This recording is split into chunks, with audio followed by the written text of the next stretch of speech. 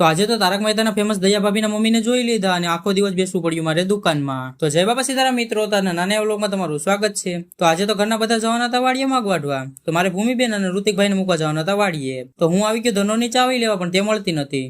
પછી થોડી મહેનત પછી મળી ગઈ. ત્યાર પછી ધનો લઈ નીકળી જા વાડી તરફ, અને વાડીથી થોડી દૂર ભૂમિબેનને ઉતારી દીધા અને હું આવી ગયો ઘરે. ત્યાર પછી મારા મમ્મી પપ્પા નીકળી જા વાડી અને હું આવી ગયો દુકાનમાં મારી ડ્યુટી ઉપર. પણ દુકાનમાં આવીને જોયું તો દુકાન આખી ખાલી હતી, કેમ કે ડીઝલ અસરને લીધે વેપારી આવતા નથી. અને આપણી ઉપર સુરજ દાદાની કૃપા છે એટલે લઈ લીધી ઠંડી ઠંડી સોડા અને પછી ગટગટ કરતી પી લીધી. ત્યાર પછી આવ્યા હતા મારા પપ્પા ચા લેવા અને મારે જવાનું તો ગામમાં તમાકુનું ડબલું લેવા. અને બહાર આવ્યો તો તડકો ફૂલ પડે છે એટલે સુરજ દાદાને આપી દીધી સોખી ધમકી, જો તડકો ઓછો નહીં કરો તો મારે પછી હનુમાન દાદાને કોલ કરવો પડશે. ત્યાર પછી ગાડીમાં બેસ્યું ત્યાં તો તપી ગઈ,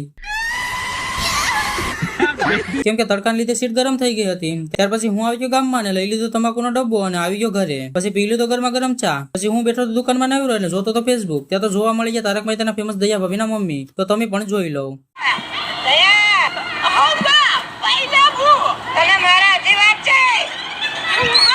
અને હા, વિડીયોમાં એક લાઈક અને ફોલો કરતા જજો.